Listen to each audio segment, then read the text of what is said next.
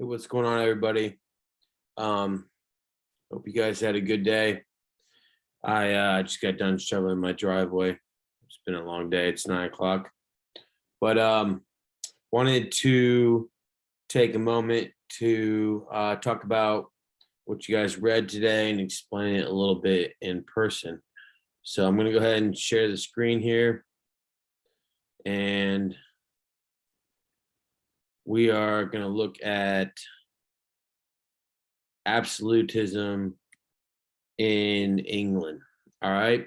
So first off, absolutism, if you remember right, was absolute rule, meaning the king had or queen had no checks on their power.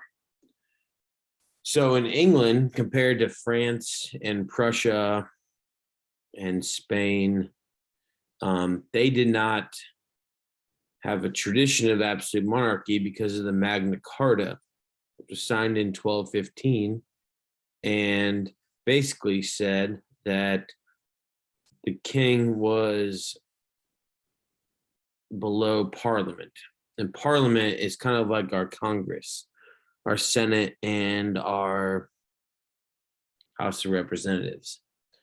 And so when Queen Elizabeth died, remember the great Virgin Queen who ushered in all sorts of reforms and wouldn't marry Philip II and helped the Renaissance in England and all that.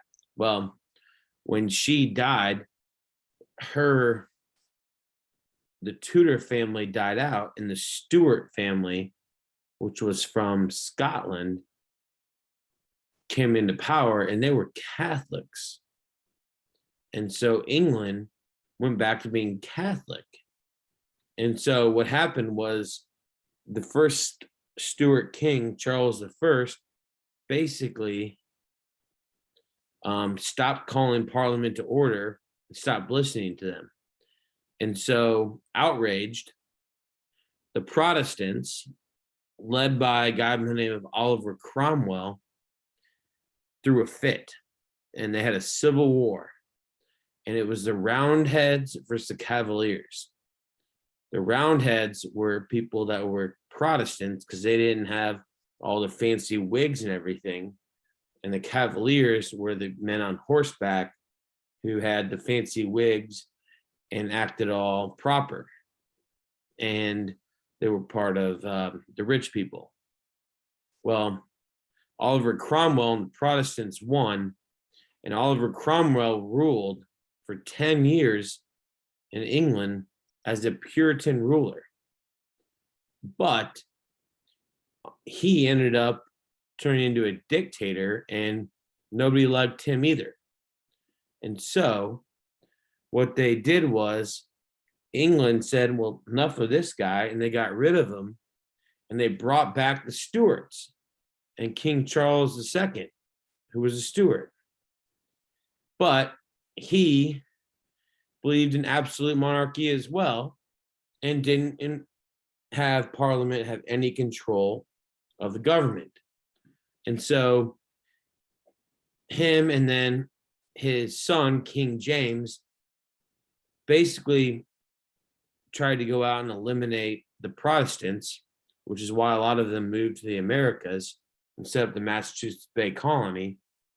And so there was another revolution, and they killed King James, and they invited William and Mary, who were from the Netherlands. Mary was King James' daughter, so she had a legitimate rule to the throne, and she married William of Orange, who was the king of the Netherlands, and they came to England, and they said, well, you can come. And this is known as the Glorious Revolution because it was peaceful. There's relatively little death, okay, as you see on the symbol below.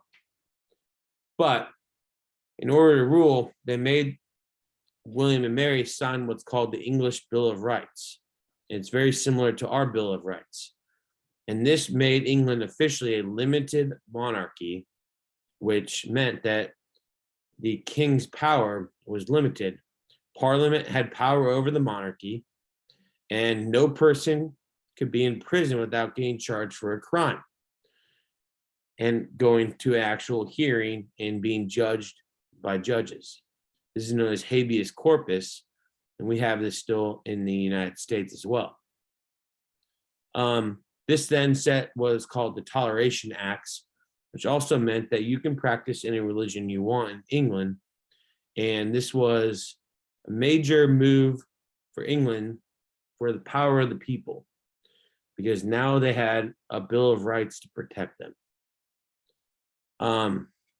All this ended up in essentially making England the only country that had a limited monarchy, where other European states had a absolute monarchy. And this would be very important in the evolution of government, because this would eventually evolve into the American Revolution, the French Revolution, and all of the revolutions that happened after that, where people wanted power. I'm going to stop the share here. I'm going to say I hope you guys are having a great day. And if you have any questions, let me know. And hope you guys have some fun today. Go out and play in the snow. I just got done shoveling the driveway. And we'll talk to you later.